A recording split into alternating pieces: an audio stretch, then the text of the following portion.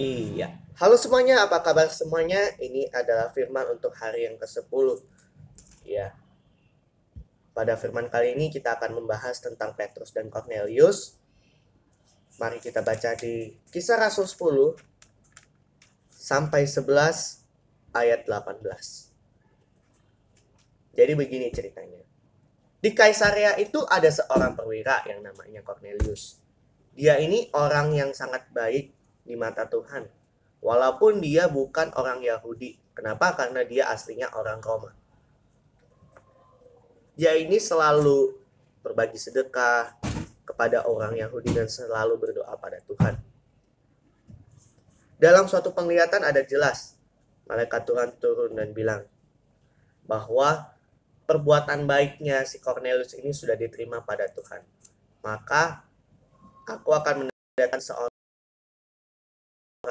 ajak anak buahmu untuk menjemput orang ini. Orang ini namanya Petrus. Dia lagi ada di Yope dan sedang di rumah penyamak kulit. Ya. Setelah itu malaikat berbicara, malaikat itu pergi meninggalkan dia.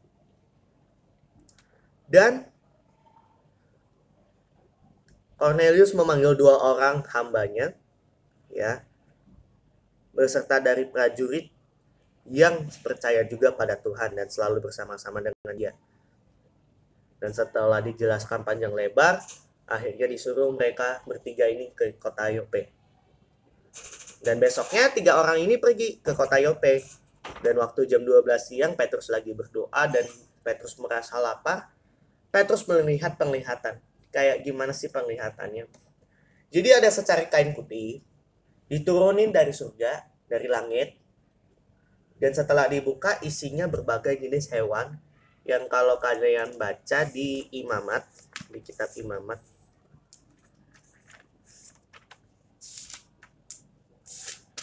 di kitab Imamat 14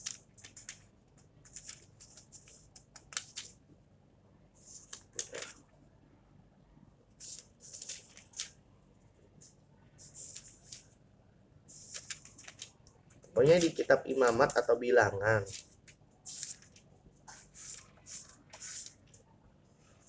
Maaf, di kitab Imamat 11 itu isinya tentang apa aja yang haram dan halal dan sebagainya. Pokoknya hewan-hewan itu diturunkan dan ada satu suara bilang begini. Petrus, potong daging itu dan makanlah. Lalu Petrus bilang, aku belum pernah makan sesuatu yang najis dan tahir. Maksudnya yang tidak tahir juga sih, karena haram juga. Kedengaran pula suara itu. Yang kedua, berikutnya bilang gini. Segala yang dinyatakan halal oleh Allah tidak boleh kamu anggap haram sebagai manusia. Dan hal itu terjadi sampai 3 kali. Petrus bertanya dalam hati, ini maksudnya apa sih? Namun di sana juga ada dua orang yang ingin menjemput Petrus. Ya, dan dia di depan rumah Petrus.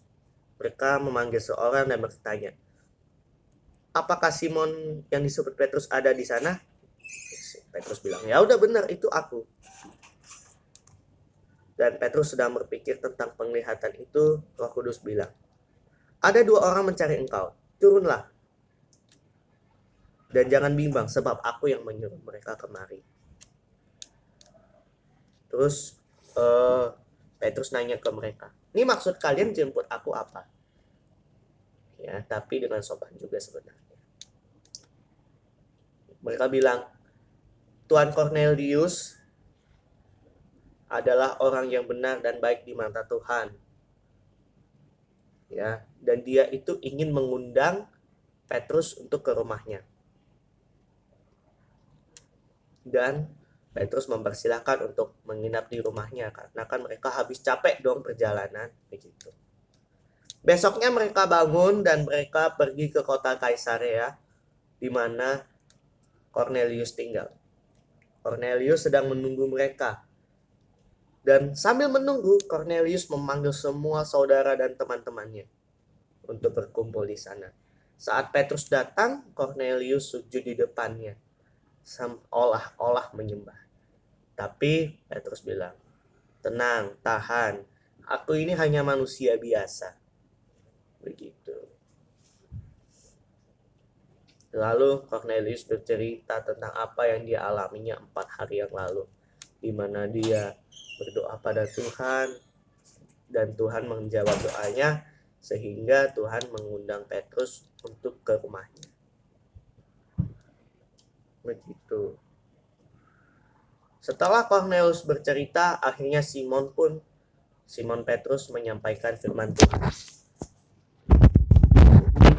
Firman Tuhan yang disampaikan Petrus, kalian bisa baca di Kisah Rasul 10 ayat 34 sampai 43.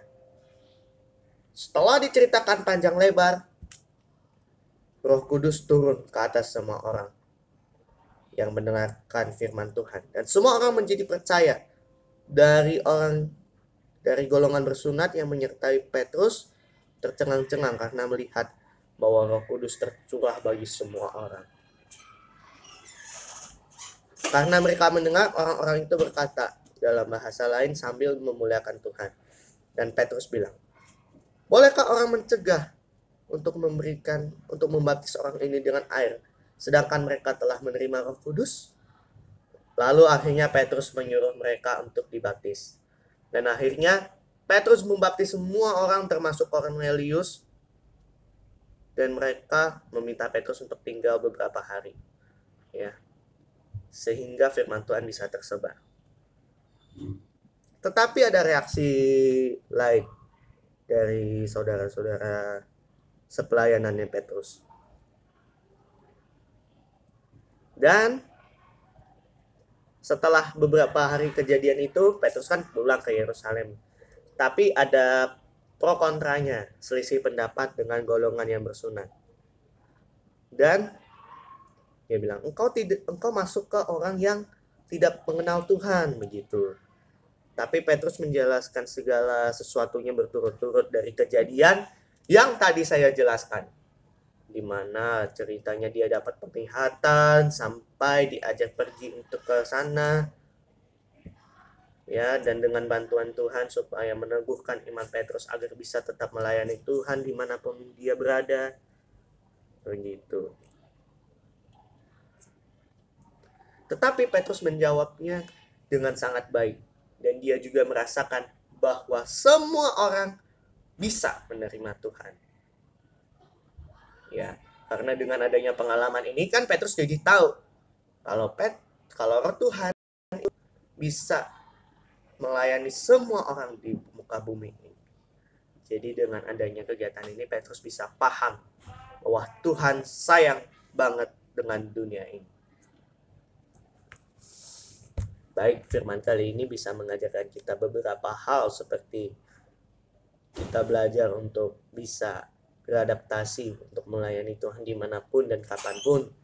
Habis itu ternyata kita juga bisa belajar bahwa Tuhan bisa menerima semua orang dimanapun kita berada, dan masih banyak lagi pembelajaran yang baik bagi kita semuanya.